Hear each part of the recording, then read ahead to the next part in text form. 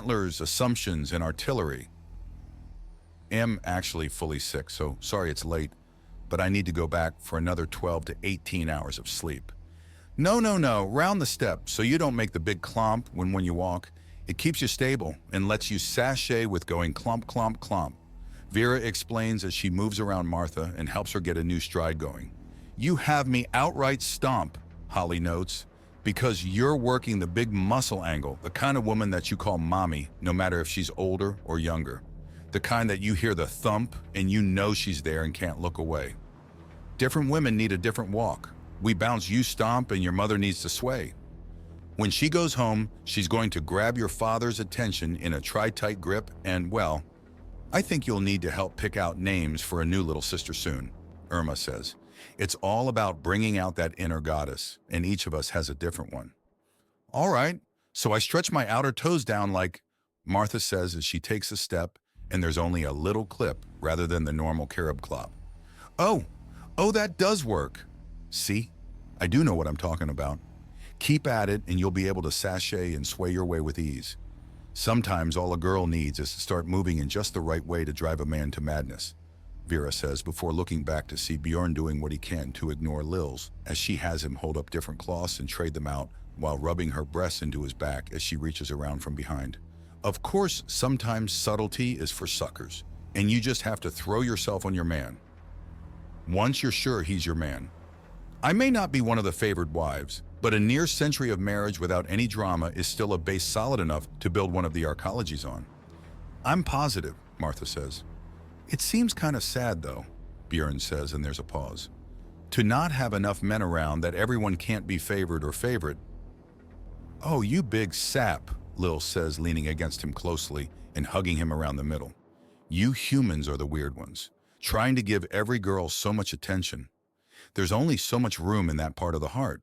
Well, but, Bjorn says, and Lil's gently takes the side of his head and makes him look to the side, and she gives him a light kiss.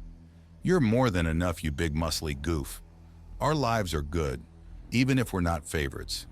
You can go back to guarding now. They go back to the swaying lesson, and in a few minutes, Martha is walking over a tile part of the floor with barely more than a soft clip. We normally use this bit to help a girl learn to walk in heels. That said, Vera walks alongside Martha. It's all about the proper rolling and balance. It can... Martha stumbles, and Vera grabs her arm and keeps her upright. Take some practice. Then things continue as all three Lirac bustle around Martha and slowly put things together with Irma and Holly rushing around to fetch things as her gown is slowly assembled around her, with Bjorn pointedly looking the other way, and to the outside of the store to give them privacy in addition to the hologram that obscured things. There you go, Miss Clatterhooves. Not a clubbing outfit, but the kind that would let you walk right into a palace and not be stopped, Irma says. Wow, Mom, wow, Holly adds, introducing, hey, turn around, big man, Vera begins, and Bjorn turns around with a grin. It was the little bits of the teasing that went so well. All right then, introducing the newly improved Martha Clatterhooves. The hologram is dropped and Bjorn's eyebrows go up. Martha is, to put it simply, gorgeous. The shimmering blues and whites of the dress offset her gray fur and blend with the white highlights of it. Her hair is styled into an elegant mane with a few streaks of glacial dyes running through it to emphasize the coloration. The bedroom eyes she's giving him, and the sheer sense of ripeness as her presence with the utter grace of it all comes together, that she could have walked off an airbrushed advertisement or out of a world-class restaurant. Well, you did call it. Holly's to be a big sister again soon, Bjorn remarks. Oh, is that all you're going to say? Holly asks with a hand on her hip and coquettish smile on her face. I think it's all I can say to your mother, a woman that was once also confused for my own mother, Bjorn answers, and Holly giggles at the memory. When was this? When I'm cool. Irma asks. Back on Centris, during the early days of protection before silly things started happening, Bjorn says. I know you're not supposed to say, but things like that really makes me want to know, Vera notes. Now, girls, I do appreciate the makeover, but there are some things that must stay private, Martha says. I'm just happy to have my little girl back after what happened. That's not going to make us any less curious, Vera states. Only Holly is allowed to explain it, Bjorn says, and most of the room turns to her, even as Martha frowns at him. And no, I won't let you bully her into it either. That gets a laugh out of Holly. Them? Bully me? I could fold them like paper, Holly says as she reaches down and then picks up both Irma and Solace in a single move, and she flexes with one on each arm to make them bounce even as they laugh. Look at how light they are. All right, I think that's enough horseplay. We don't want things to get goofy. Bjorn notes and Holly stomps over and then deposits both girls into his arms. Really? He gets a kiss on each cheek and he sighs. Ladies, I'm trying to take this seriously. Oh, are we making this hard for you? Solace asked. We must be. After all, there's only one part of him that isn't always hard, Irma asks, and there's a thump heard not far away. What was that? Lils asks. Metal on concrete, it sounded like, Bjorn says. Wait, what's that axiom buildup? Martha asks before the energy slips over the level, and the whole area is scrambled as a scream cuts through the air. The lights flicker, more people scream, and everyone but Bjorn and Holly collapse. Holly catches her mother and Lils. Vera, Irma, and Solace are already safely braced against Bjorn, who quickly gets all three girls into a recovery position. Who or what is using null? Bjorn demands, even as he pulls out his emergency backup device. It only has 3 buttons: null plus danger, null plus safe, and null plus unknown. He hits the third and the signal goes out, giving his location. My expanded pockets are closed off to me, and my brand won't work. Turn out the lights so we can hide in the darkness. Who screamed? Holly asks. I don't know, but I've sent out the warning that there's been a null cascade here. Help is on the way. But they could be hurt now, Holly says. Holly, everyone here is hurt. Even you're hurt, you just haven't felt it yet. You can resist the null, but too long in, it will start to shut down your body. It's already clearing. I can feel it. But I think someone might have had something dropped on them, Holly says, and Bjorn just holds her gaze. I'm your protector. I can't leave your side, Bjorn says. Is everyone all right? Comfortable? Holly asks. We'll be fine. We haven't even fully fallen. You're a good girl, Holly. Follow your heart, Martha says in a daze.